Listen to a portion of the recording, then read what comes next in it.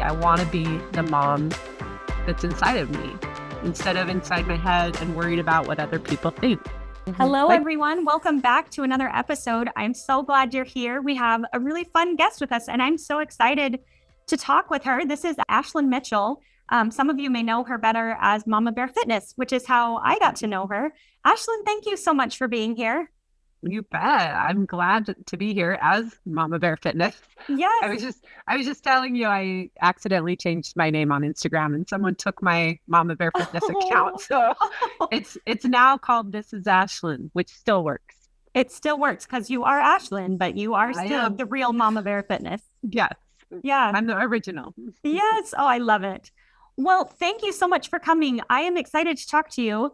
As the listeners know, this podcast is all about wellness. And so I like to kind of choose a little niche theme of how we can incorporate more wellness into our lives. And I thought what we would talk about today is exercise. I actually don't like using the word exercise because I think it's a loaded word for a lot of women, especially. So I like body movement and thinking about how does body movement contribute to our wellness. Tell me a little bit about your experience and your sort of evolution with body movement. For sure. And I call it intentional movement. So I have the same, like fitness and all that is funny. So yeah. So for me, I have always been active, but I would never consider myself an athlete or even categorize myself as active. If I wanted to go hiking, I would go hiking. If I wanted to go to a dance party, I went to a dance party. I was never a girl that was like, I'm going to the gym every day. I'm doing these things. Really, for me, fitness began when my life kind of fell apart. Mm-hmm. And the mama bear inside of me came out. My heart was pulled. My children were hurt. Someone took advantage of them. And so although we were getting them into therapy, we had notified the police, we were in group support for parents, we were doing all of the things. I also knew I had to intentionally start taking care of myself. Yeah. Because how on earth could I show up for my children if I couldn't even show up for myself? And so I started to realize I had lost a little bit of me in motherhood. And so I had to start prioritizing myself. So I did join a gym. I'm pretty sure it was like the first week in January. And I was like, gosh, I've already done this. I'm going to fail again. But I was determined. I was doing it because I knew my mental health needed it. So I had a very different why. I wasn't doing it to lose weight, to have a six pack, to go on a vacation, to look good for my spouse. I was doing it for me. Yeah. And so that was the first time I started to show up consistently. That was 9 years ago. I did the gym 5 days a week for an hour a day for a year and a half. And then I started my company called Mama Bear Fitness. And I thought other people need the same thing that I have found. And how can we make it so that it's accessible to more people? And so I do it all online now and just share, all the bits and pieces I've learned along the 9 years path. Yeah. Will you tell me a little bit more about this idea of changing the why and how that has stuck with you? Do you think that has contributed to your consistency now? Oh, yeah. Well, and I'm not going to lie, it's my job. And when it's your job to take care of yourself, it's like, oh, that's part of my routine. I'm doing my job. I'm working out. This is my job. So yeah, I won't lie, that makes it part of it too. But one, being consistent at something that's hard is incredibly empowering. So if you need some self-confidence boost or like, I suck at everything, this is a great place to start because every time I work out, I don't necessarily want to. Yeah. And I'm 9 years in. So I love the way it makes me feel, all of these things, but my why is still there. It's for me. Yeah. I know that I feel good when I do it. I just had a friend over and said, what have you done for yourself today to get out of your head? First thing, I worked out. Yeah. And so just recognizing that for a lot of us, we get up in our head and we start, breaking down everything we're doing wrong, all these things. So to find little wins can be huge mental gains. And so for me just the consistently alone showed me like, I can do hard things. I can do this. I can be the mom that I need to be for these kids that are struggling. And then, oh, when life falls apart for me as a mother, guess what? I have this thing to fall back on. I work out at home now. So there's really not many excuses that I get to not work out. It's downstairs. I can go do whatever I want. But I love what you just said about it being, our physical movement, our intentional movement is something that we can have that. I don't want to say control because that's always a loaded word, but we can exercise that discipline in that one way. And it proves to ourselves emotionally and mentally and, spiritually and cosmically and all the ways, it proves to us, hey, I showed up for myself. I'm here for you. I'm a safe place for you. We can show ourselves that we're a safe place and a loving place for ourselves in other ways. Mm-hmm. But I think some of those ways are vulnerable and scary and emotional. And this is one way that's really matter of fact. Did you move your body? Yes. That starts to build that relationship of trust with ourselves. So I think that's so important. I have a group call every Monday for my fitness and nutrition clients. And one of the things we talked about today is that honesty with self. Yeah. Of the excuses that we adopt and the habits, but just being open and honest about it. So just tracking and using it as data. Yeah. So we're not talking about tracking our workouts or tracking our food. We're saying, we talked about today, track your triggers and track your negative narratives and just see where they're showing up and how you respond to them. Because a lot of us, when we're beating ourselves up, we're a bad mom. Well, I can't believe I just did that. I'm going to go and I'm going to eat the candy that's in the jar in the kitchen. Yeah. Is that's me absolutely reacting to a trigger. Yeah. It's a negative narrative. So it doesn't mean I can't go eat the candy. It means just being aware, being mindful of why we are doing the things that we are doing and choosing to, it's not control, but I'm being more intentional with my life and why I live the life I do. I love that. Will you tell me a little bit about your experience with different types of movement and what kind of, I found that there are certain types of movements that I choose for different reasons. Will you share that a little bit in your experience? Yes. And I'd love to hear what yours are. It's funny because people say, because I have 1,800 workouts to choose from this. That's amazing. Library. Yeah. And so it can be overwhelming for new clients because they're like, how do I pick? I've never worked out. I don't even know what to do. Or it can be really exciting for someone like yourself who's done a lot of different things. And then they see, oh, I have options and I can do it from home. Right.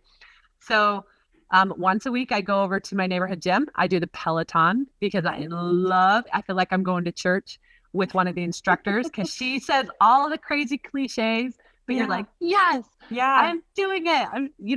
They're cliches and quotes for a reason because they really are something. Right. Absolutely. And so when you're in a workout and you're pressing and pushing yourself and then you hear really inspiring words, it's magic. I totally agree. So I love the Peloton for my cardio, okay, because it's fun and I feel it in my heart.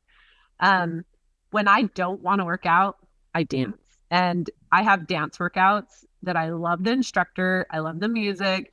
I look silly sometimes, probably all the time, but I love it. You don't have to be good to have fun.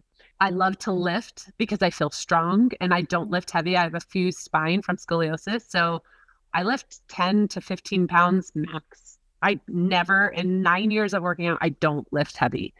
And you can still see results by not lifting heavy or even having equipment, buy some bands and that's good enough. I love to lift though. It's really fun for me.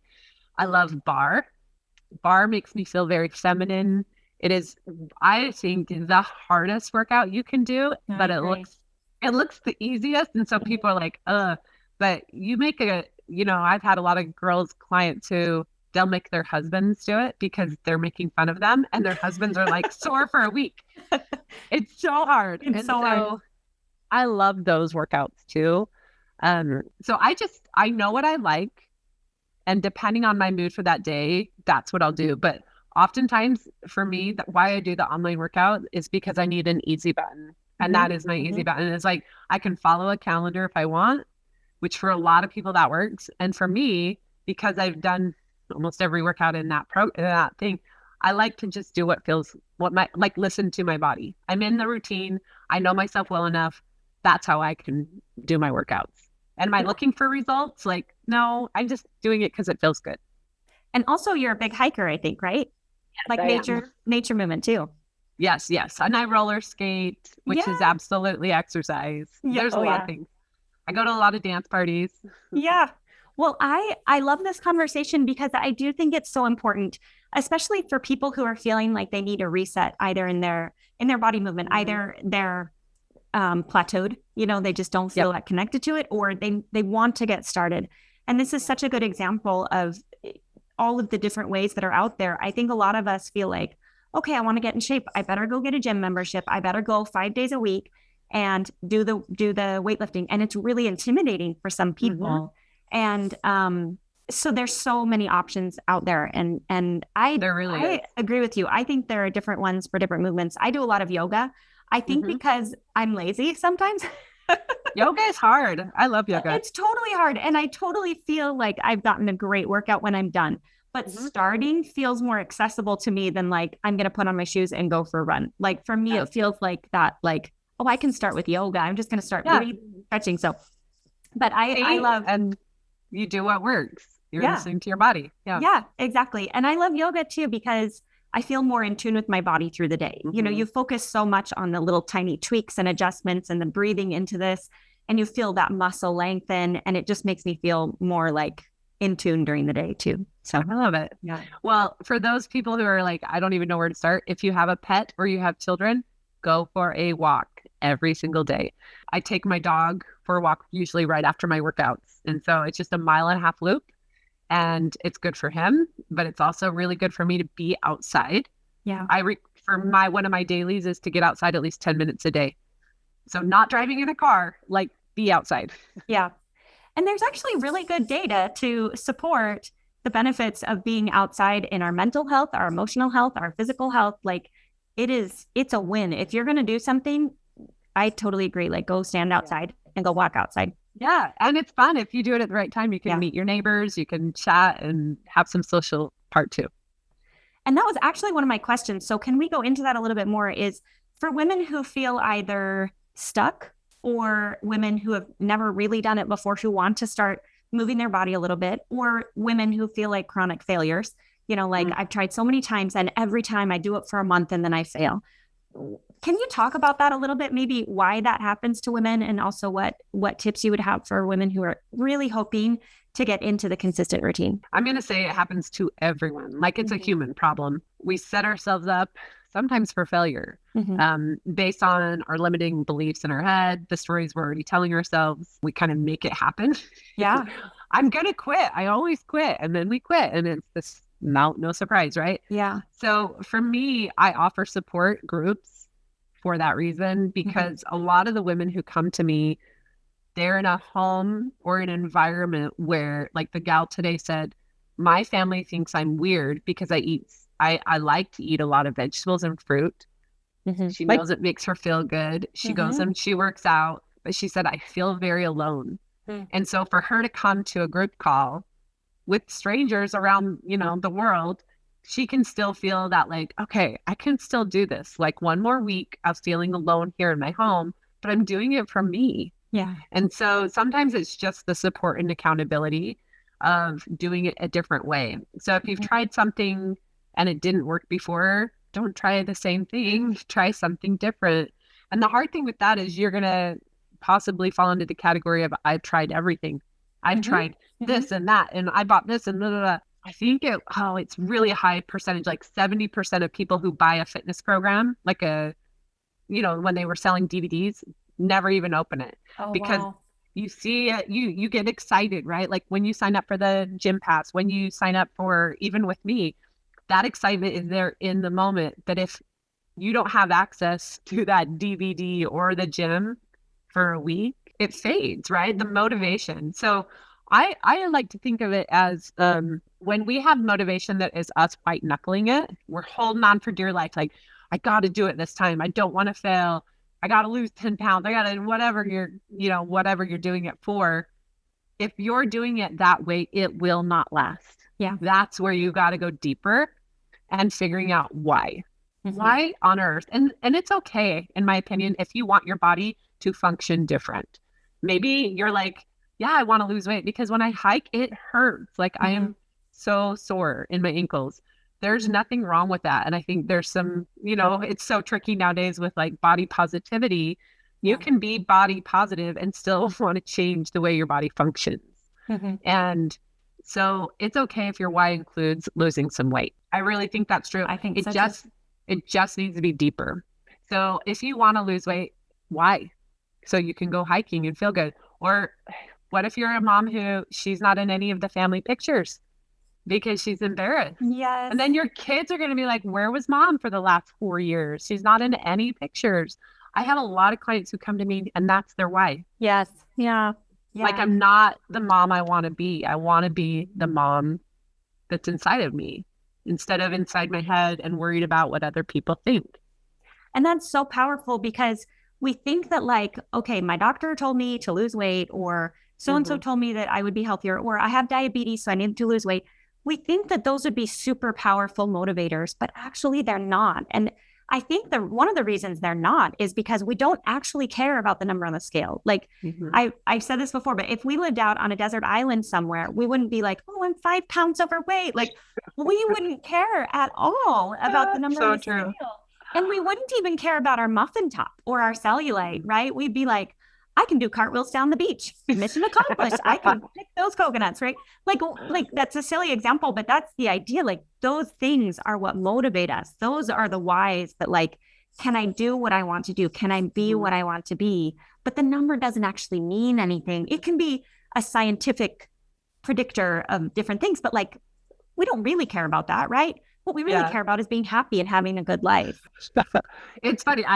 I say this a lot. Like I'm the best, worst fitness coach because you're going to come to my calls and I'm not going to be like, oh, I had girls today that are like, I'm not showing up how I want to, but I'm not seeing the results, but they're also very honest of why they're not seeing results. They're also giving themselves grace because they realize how hard it is to make change. So I'm the best worst because I'm not going to make you have incredible results likely on the outside.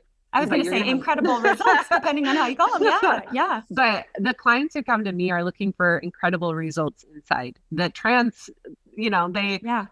it's like a bonus for me is I work my butt off to love myself. And then my butt got bigger. And that is the truth. Like my butt has gotten bigger and I don't care. I love it now. And it's because I love myself more now than I did when I was trying to look a certain way. Yeah. And that's huge because I think sometimes I am very warm and fuzzy, like especially doing mindfulness work and wellness work. Like I am all about the warm and fuzzy, but I think some people it makes a little bit uncomfortable.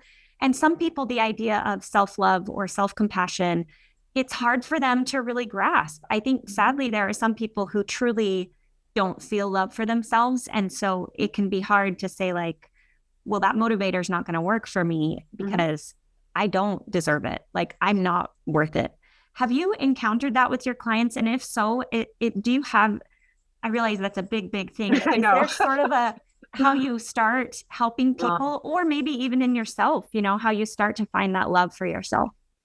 Yeah, I think for me, it is a very loaded question because there's no one answer. Right, it's like, for me, it was doing a lot. I mean, I've done a lot of therapy and just inner child work in order for me to soothe and love that little girl inside of me that she pops out when she's hurt and wants to protect herself and all of these ways. And so I was showing up, not prioritizing me. And I was raised in a culture, most of us are in society where the woman does so much. Like we are overextending, we are overfunctioning and not leaving our time for ourselves. And when we do, it looks like we're being selfish. And so for me, just starting with that narrative that self-care and self-love is not selfish, that me choosing to show up for myself, which is fitness, intentional movement, or nutrition. I don't eat 100% clean, healthy, but I eat to fuel my body in like fibers and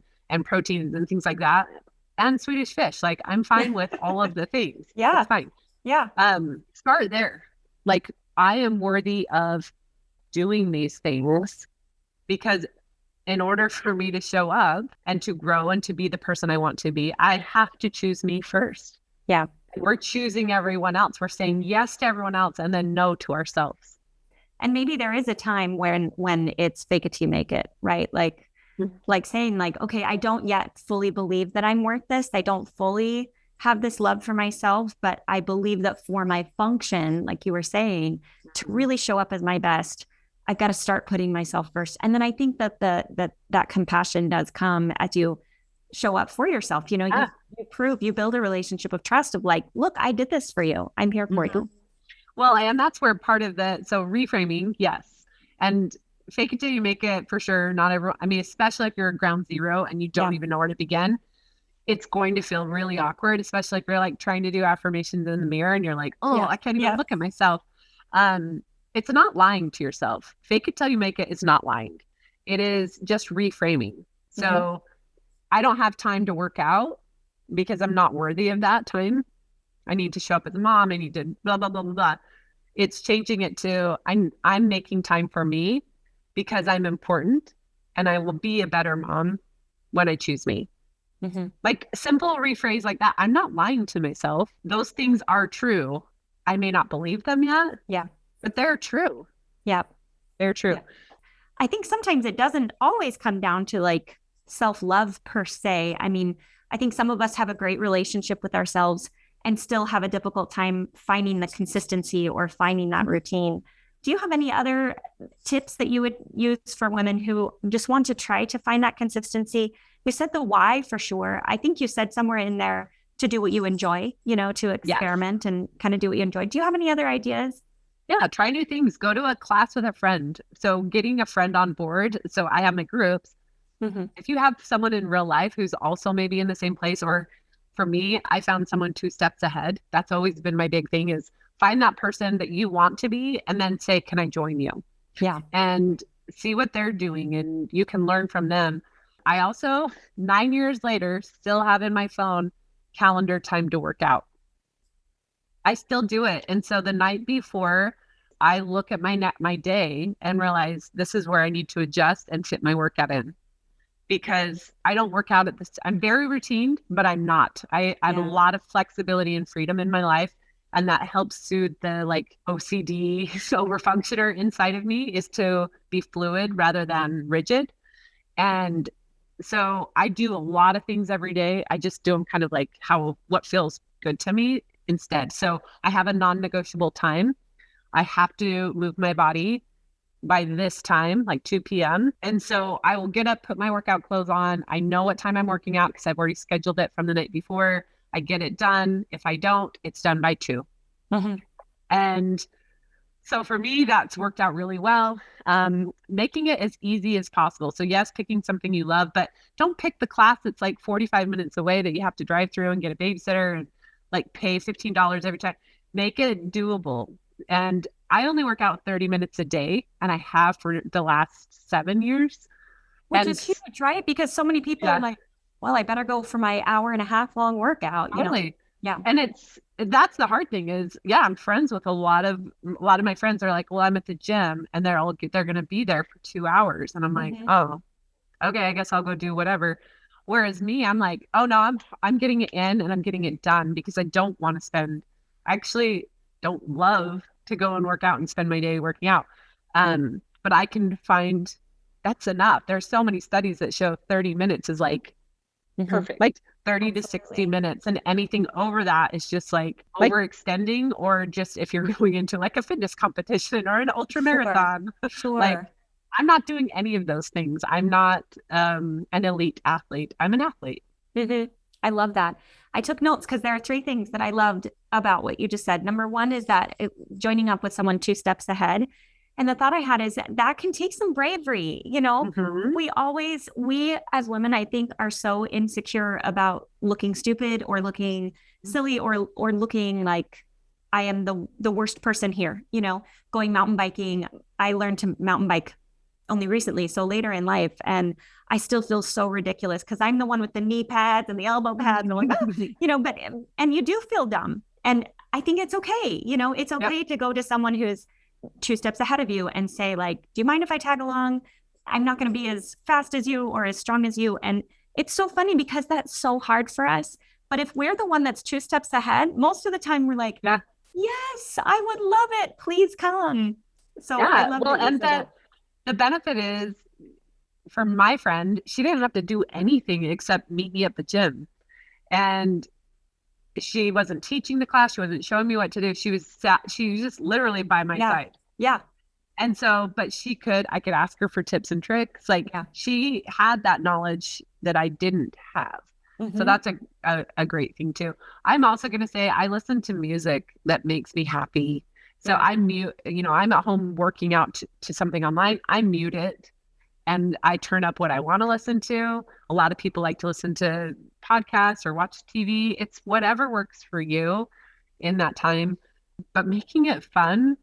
Also buying workout clothes that like make you feel good.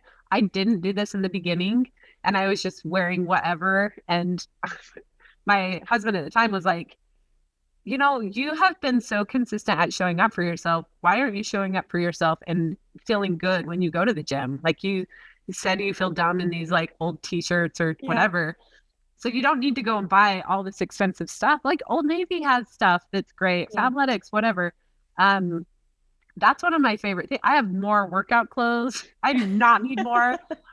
I'm an ambassador for Kiava, but I love it because if I wake up, put those things on and I feel good. And they're for all bodies. Yeah. Especially Kiava clothing. If you look them up, they have all sizes and their most popular sizes are XXL. That's amazing.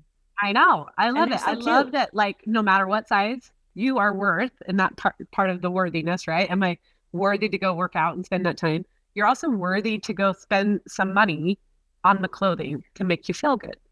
And to be happy with your body. Like, I think sometimes we think we shouldn't really be happy with our bodies unless they're quote unquote perfect, whatever that means, right? And they're never going to be.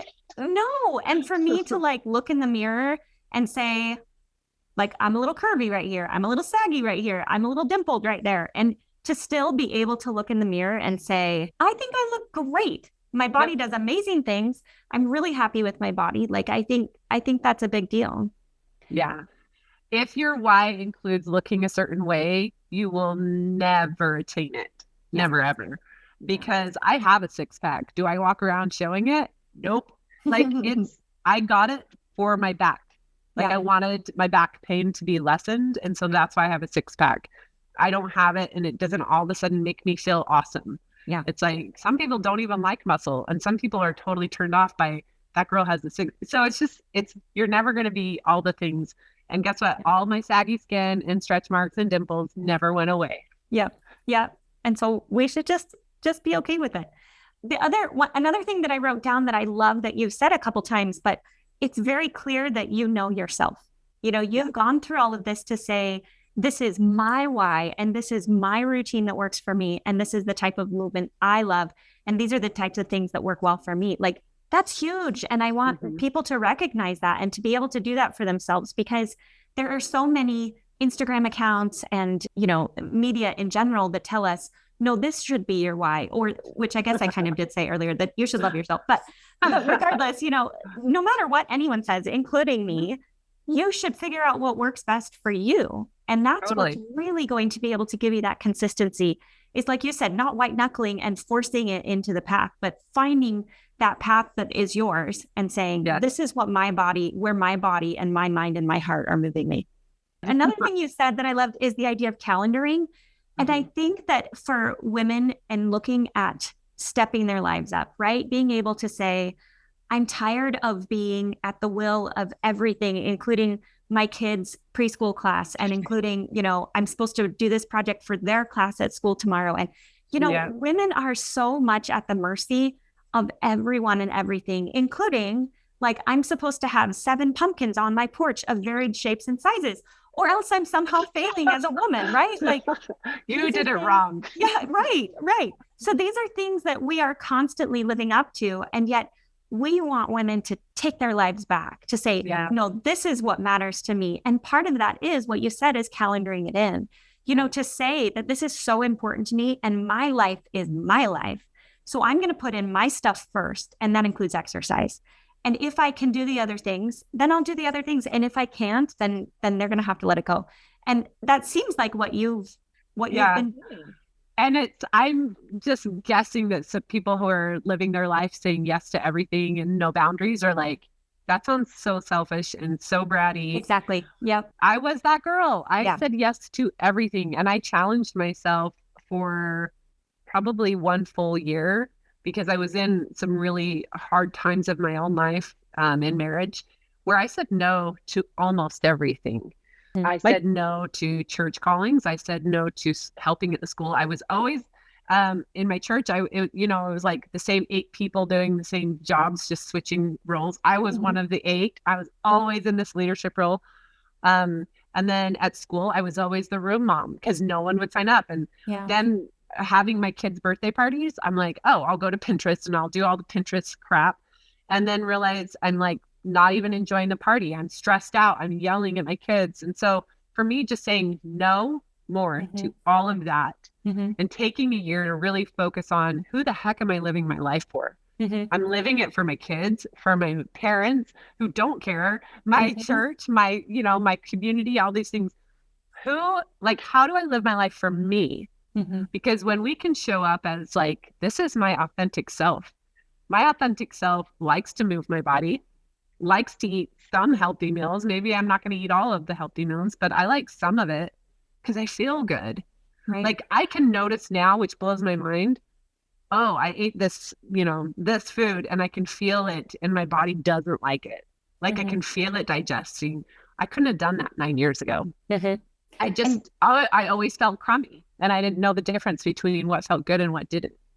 But you can only get to that point if you do put yourself first we should always put ourselves first to some degree, but I think we have to go through that time, like you were talking about, where we are really focused on, okay, what really do I like? What do I want? What do I feel? What do I feel when I eat this? And as we become the experts on ourselves, then you can start going back and saying, well, what do I want? Did I enjoy that? Do I want to be the type of mom that volunteers in my kids' classroom? Then by all means, do that. But we have to make sure we're doing it in the right order, right? Making sure that we are showing up.